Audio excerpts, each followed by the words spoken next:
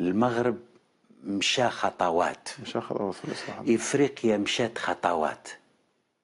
نحن من الدول القلائل إما أننا نتراجع أو لا نتقدم بتاتا. طفل اليوم نخرج نفوت 100 كيلومتر من الجزائر، لا إذاعة وطنية، لا البهجة، لا الاستقبال ضعيف. ما كاش تخرج من الجزائر كأنك تخرج تفوت ولاية الجلفة تسمع إذاعة وطنية، بصح كي تخرج من ولاية غرداية تفرض عليك تسمع قناة الدولة ميديان تفرض عليك تسمع ميديان. هذا عيب وعار. أصبحت أستحي عندما أتحدث في حدث وأقول الجزائر نتاعنا أفضل من تونس.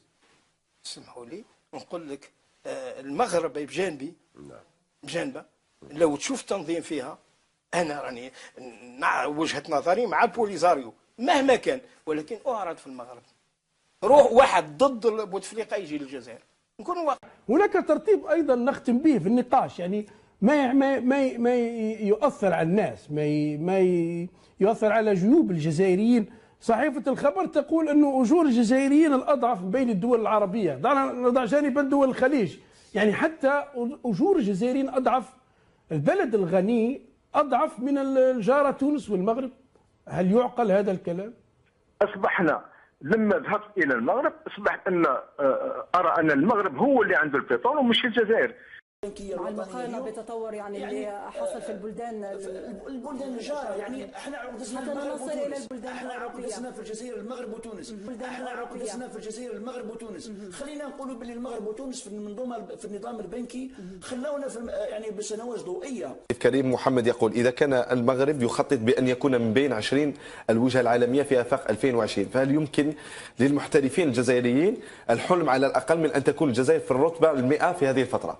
وبالنسبة لتشغيل الناس، هل تعلم بأن المغرب الشقيق يزرع 5 ملايين هكتار سنويا ومساحته أقل من مساحة الجزائر ب6 مرات؟ السمعة المغربية الآن في دول غرب إفريقيا هي أفضل بكثير من سمعة فرنسا التي نحن على أراضيها. مقارنات بسيطة بين المشاريع الفرنسية هنا في الجزائر والأخرى في المغرب، نجد أننا ما رناش رابحين. يعني حتى بهذا التفضيل وبهذا الدلال وبهذه المعاملة الخاصة التي تتلقاها فرنسا هنا في الجزائر، وزيد يروح لفرنسا ويدير لنا صور مسيئة ويدير لنا حملات عبر الصحف، وحتى أن الرئيس الفرنسي السابق نيكولا ساركوزي يصرح من المغرب يقول لك أن الجزائر تشكل تهديدا على دول الاتحاد الأوروبي، واللي نظرك احنا هما أفغانستان تاع المنطقة حسب ساركوزي. للمقارنة فقط عدد الشركات الفرنسية العاملة أو المستثمرة في المغرب يفوق عددها في الجزائر مرتين. المغرب ليست دولة نفطية، والشركات الفرنسية تستثمر ما قيمته حوالي 100 أعتقد مليار و300 مليون يورو في المغرب. في المرتبة الخامسة إفريقيا من حيث عدد السياح الأجانب الوافدين إليها خلال 2013 بواقع 2.7 مليون سائح أجنبي، في ظل توافد أضعاف السياح إلى دول الجوار بواقع 10 مليون سائح في المغرب مثلا، وعائدات من قطاع السياحة تفوق 6 ملايير دولار من كل في مصر والمغرب. وهنا تكمن المقارنة والفارق الشاسع بين المغرب والجزائر. في فرنسا كنت دائما عصبية المزاج وتثقلني الهموم والمشاكل، لكن هنا كل شيء على ما يرام، أحس بالراحة والحياة رخيصة جدا.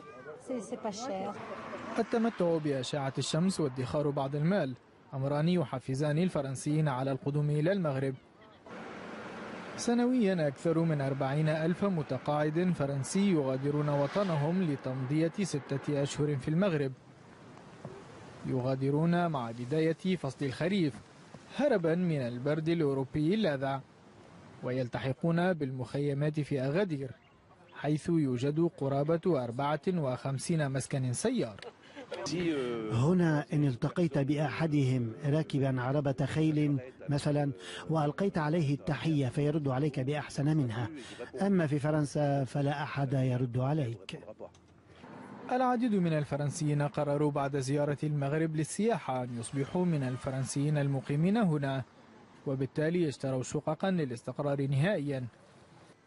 طبعا بشكل عام نحن ما بنتعامل الا مع مراكز ومشافي معتمده دوليا حاصله على الايزو او التيموس اللي هو عباره عن مشعر خاص بالجوده بالنسبه للمرضى الاجانب. وبالنسبه للمغرب وتونس فعليا حاليا عندهم عيادات ومشافي على مستوى عالمي، اطبائهم عندهم خبره واسعه، اغلبهم انهوا دراساتهم وتدريبهم بين فرنسا والولايات المتحده الامريكيه، وحاليا التركيز على إذا بدنا نقول الجودة اللي عم تقدمها المراكز الطبية كخدمات متكاملة، يعني خدمات قبل العلاج، خلال المعالجة وبعد المعالجة، فعم بيجي الموضوع كباكج كامل للسائح. وفعليا المغرب وتونس عم بيشتغلوا بخطوات سريعة بمجال التطوير. المغرب العربي الحصن الحصين للأمة العربية والإسلامية عبر التاريخ. المغرب العربي اللي انت بتتكلمي عنه بشكل لا يليق. المغرب اللي قلتي ان عنده دعارة، طيب ما احنا عندنا في مصر دعارة، طيب ما هو في كل بلاد الدنيا دعارة، لكن فيه كمان في المغرب رجال أشداء، رجال حافظوا على الدين الإسلامي عبر تاريخه، هم اللي فتحوا الأندلس.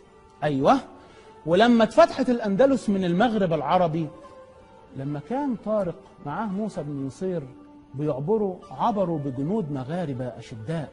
ولما النصارى حبوا يوقعوا الأندلس أكتر من مرة، اللي أنقذهم 4 مرات عبر التاريخ كانوا المغاربة. يعني فتحت الأندلس. بشكل عام دول شمال أفريقيا هي من الدول السياحية الهامة.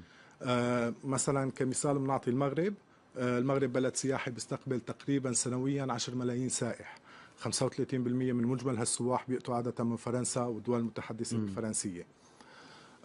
طبعا بهالناحية طبعا عندنا المغرب وتونس في شمال أفريقيا. عادة اللي بيشجع المرضى الفرنسيين خصوصا بالذهاب إلى المغرب عامل اللغة، الأطباء بالنسبة لأغلب الشعب طبعا بيحكوا الفرنسية بطلاقة، قرب المسافة، وبنقدر نقول إنه كمان الإجراءات الطبية مثلا بالمغرب وتونس مقارنة مع فرنسا هي أقل ب2 ل3 أضعاف من حيث التكلفة. طبعا في إحصائيات بتقول مثلا لنشوف تأثير السياحة العلاجية على دخل المغرب أو على اقتصاد المغرب، وهو من الاقتصادات الواعدة حاليا بشمال أفريقيا، بأفريقيا بشكل عام طبعا وخاصة بشمال أفريقيا. في إحصائيات بتقول إنه بالمغرب تجرى شهريا 1200 عملية تجميل، 15% من هالعمليات التجميل تجرى لمرضى أجانب. طبعا هذا لا يتضمن المرضى المغاربة أو من أصل مغربي المقيمين خارج المغرب وممكن يجوا يعملوا الإجراءات خلال فترة إجازاتهم. فطبعا من هون بنشوف إنه المغرب فقط في جراحات التجميل عم بيستقبل 2000 مريض سنويا. In the aftermath of this horrible thing in France, I said, it's great. He's going to Morocco. The king of Morocco is a direct descendant of the Prophet Muhammad. Ordered the total restoration of every standing synagogue in the country. Think about that.